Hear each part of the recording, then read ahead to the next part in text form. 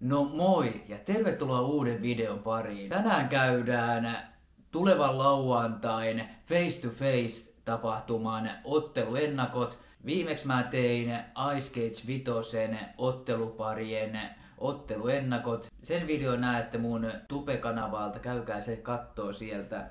Ja joo, tänään me käydään 10 ottelua tulevana lauantaina, otteluennakot, ja illan ensimmäinen ottelu on Milailov vastaan Husu, ja Mikaeli Milailovista on semmonen muistikuva, että hänen taitaa olla debyyttiottelu. Husulla oli Ice Cageissa pari matsia ja hän hävisi ne kummakki, eli nyt on tavallaan Husulla pakko voittaa, että pääsee voiton tielle. Milailovilla on debyytti, mutta aina tykkään altavastaajista ja kella on ensimmäiset ottelut, niin molemmista jompikumpi, niin kyllä mä heitän, että Mikaeli voittaa illan ensimmäisen ottelun. Siirrytään illan toiseen otteluun, joka on Bruno Henriques vastaan Elias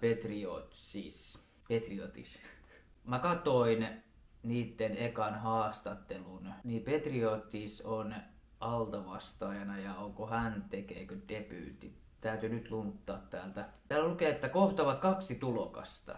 Elias tekee ottelussa ammattilaisdebyyttinsä ja sitten Henriques hakee uransa ensimmäistä voittoa rekordilla. Ja hän on hävinnyt. Aika paha, mutta kyllä mä kallistun enemmän. On nälkäinen Petriotis, niin kyllä Elias voittaa. Elias voittaa. Sitten siirrytään illan kolmas ottelu on naisten välinen taisto. Ella Pöllänen vastaa Amanda Aspergren 60 kiloisten. Ella Pölläsellä oli, mä en muista mikä hänen edellinen vastustaja oli, loukkaantuiko hän, en muista, mutta sitten tuli tilalle Amanda Aspergren. Hänestä ei ole mitään tietoa, että somen perusteella seurannut ja katsonut niin hyvää tekemistä, tai molemmilla on hyvää tekemistä, Ellalla että Amandalla. Molemmat tekee kovaa duunia ja mielenkiinnolla kyllä katsoa, että miten kumpaa kallistuu, mutta mä toivon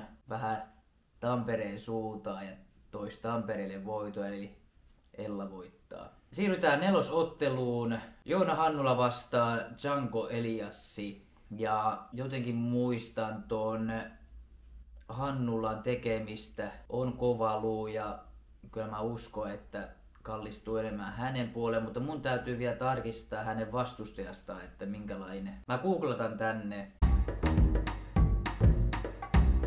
Django is back. Okei.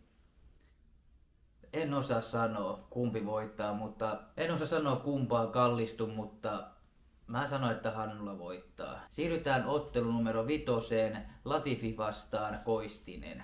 Matias Koistinen taitaa olla justiin Matias Niemen kavereita ja tiedon tynkää asiasta, ja mun mielestä Koistisellako ei ole mitään kamppailutaustaa entuudesta, mutta varmaan tehnyt kovaa duunia tähän iltaa varten. Se voi olla, että Latifi voittaa, on ammattilaisnyrkkeilijä, mutta mua aina kiehtoo toi justiin kokemattomuus uutena lajissa mukana ja tehnyt kovasti duunia, niin Matiakselle halusin suoda tämän voiton, mutta kokemus vie voiton, niin Latifi voittaa. Sitten siirrytään ottelu numero 6. Johansson vastaa Forsberg. Forsberg ainakin kova, sen mä voin sanoa, mutta tuossa Sebastian Johansson vastaa Daniel Forsbergia 95 plus kiloisten, niin tästä tulee raskaassarjasta. Tää lukeekin raskaan sarjan nyrkkeilyottelussa. Tästä voi tulla hullu matsi, suosittelen katsoa. Tää lukee, että vähän tuntematon Sebastian Johansson. Hänellä on MMA-uran saldossa 1 amatöörivoitto. Okei. Hän on tuntematon, mutta voi yllättää.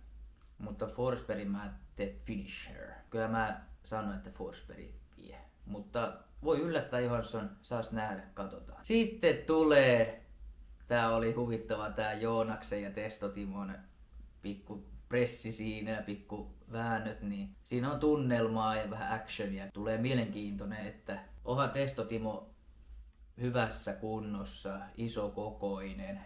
Siinä pikku etu, mutta sitten Joonas on aloittanut tuon kamppailun ja nyrkkeilyt ja nää. On vähän kokematon, mutta kyllä se aina pikku nälkyys tuo lisää sitä energiaa. Mutta kumpaan kallistuisi se olisi aika, alku ainakin menee aika sillai varovasti ja vähän tanssien siinä. Mutta sitten, kun mä uskon, että Joonas väsyy toisessa erässä, Testotimo alkaa sitten rytinällä. Mutta Joonaksen täytyy heti alussa alkaa hiilostaa, niin aika paha kumpaan kallistuisi, mutta kyllä mä haluaisin nähdä, että Joonas veisi. Mutta Testotimo vie valitettavasti, mutta haluaisin kyllä nähdä, että Joonas veisi, niin minkälainen on sitten Testotimon sen jälkeen. Sitten siirrytään ottelu numero 8, joka on Magomed Ankalaev vastaan Jussi Halonen. Maga jaksaa, tuli lisää boostia Ice Cageista ja haluaa sitten ottaa vastaansa. Jussi Halonen vähän tuntematon, mutta papereissa lukee, että on kokenut ja tästä tulee aika paha. Mutta kyllä mä kallistun enemmän Magan puoleen. Maga vie. Ja siirrytään ottelunumeroon. Toiseksi viimeinen illan ottelu on Amin Asikainen vastaa Timo Laine. Amin Asikainen on kyllä kaikkien aikojen nyrkkeilijä Suomessa ja Timo on kyllä kans tehnyt somen kautta kovaa duunia. Tää on paha.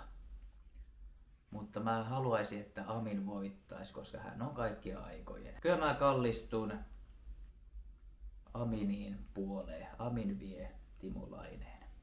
Mutta se menee kyllä loppuun asti. Kunnioittavat toisia, menee loppuun asti, ei mitään tyrmäyksiä. Sitten illan pääottelu, mitä kaikki on odottanut. Jere Karalahti vastaa Matias Niemi. Koska tää on paha, mä haluaisin nähdä, että Karalahti veisi matsiin, olla hänen kotikentillä, hänen toisessa kotonaan Nordicsella. Matias on kyllä tehnyt somen kautta, mitä on somesta katsonut, niin kovaa duunia. Kovaa koko ajan on fokus siihen. Jättänyt muut ympäriltä asiat ja keskittynyt vaan siihen yhteen. Eli kyllä mä uskon, että sitten kyllä se menee sitten niin, että Matias kovalla duunilla vie, mutta mä haluaisin nähdä, että Karalahti voittaisi. Se olisi niin kova kunniaosoitus muilta hänelle. Nordis, vau, se olisi kyllä hyvä lopetus siihen. Mutta enemmän kallistun kovalla duunilla. Ja vielä Pohjanmaalta heillä on se tehdään, niin se tehdään. Matias vie, mutta mä haluaisin, että Jere voittaisi. Mä haluaisin, mutta se menee ikävä kyllä Matiaksen puolelle. Noin, siinä tuli kaikki otteluennakot käytyä. Muistakaa katsoa tulevana lauantaina striimin kautta, ei maksa kuin 10 face to face tapahtuma Nordicselta. Ja olikohan ekat ottelut alkaa siinä 5-6 aikaa vai striimi alkaa 5 aikaa. Mutta kattokaa lauantaina, tulee tosi mielenkiintoisia otteluita. Ja kiitoksia kun katsoit videon. Jätä tykkäystä, kommentoi ja sitten nähdään taas uuden videon parissa. Tässä oli otteluennakot face to face. Muistakaa katsoa lauantaina. Ja se on viikonloppu ja moi moi!